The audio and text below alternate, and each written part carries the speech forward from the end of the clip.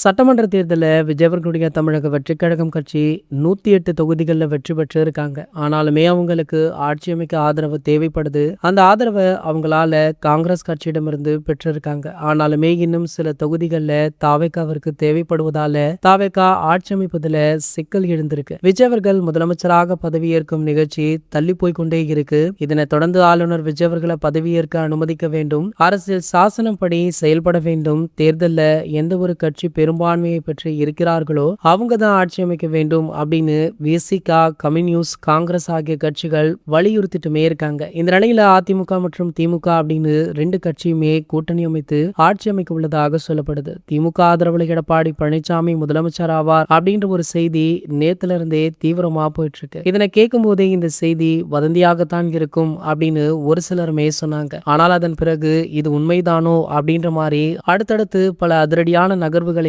திமுக, அதிமுக பண்ணிட்டு இருக்காங்களா. சமீபத்துல கூட திமுகவுடைய உதயநிதி ஸ்டாலின் அவர்களிடம் இதை பற்றி கேள்வி கேட்டபோது அவர் ஒரு மாதிரி நக்கலாக சிரித்துவிட்டு அந்த இடத்தை விட்டு கிளம்புறாரு. சோ இந்த சிரிப்புக்கு என்ன காரணம் அப்படின்னு ரசிகர்களுமே கேட்க ஆரம்பிச்சிட்டாங்க. இந்த நிலையில பாத்தீங்கன்னா திமுக, அதிமுக கூட்டணி அமைச்சு ஆட்சி அமைச்சா கண்டிப்பாக தாவேகாவுடைய எம்எல்ஏக்கள் ராஜினாமா செய்வாங்க அப்படின்ற மாதிரி முடிவுமே எடுத்திருக்காங்களா. சோ தற்போது பாத்தீங்கன்னா தாவேகா கட்சிக்கும் தளபதி விஜயவர்களுக்கும் சப்போர்ட் பண்ற மாதிரி அவருடைய மனைவியான சங்கீதா விஜயவர்கள் குரல் கொடுத்திருப்பது பெரும் அதிர்ச்சியை ஏற்படுத்தியிருக்கு. மேலும் பாத்தீங்கன்னா இந்த விஷயம் தான் தற்போது சோசியல் மீடியாவுடைய ஹாட் டாபிக்கா போயிட்டு இருக்கு. இது போன்ற செய்திகளை பத்தி நீங்க உடனே தெரிஞ்சுக்க நம்மளுடைய சேனலை மறக்காம சப்ஸ்கிரைப் பண்ணிக்கோங்க.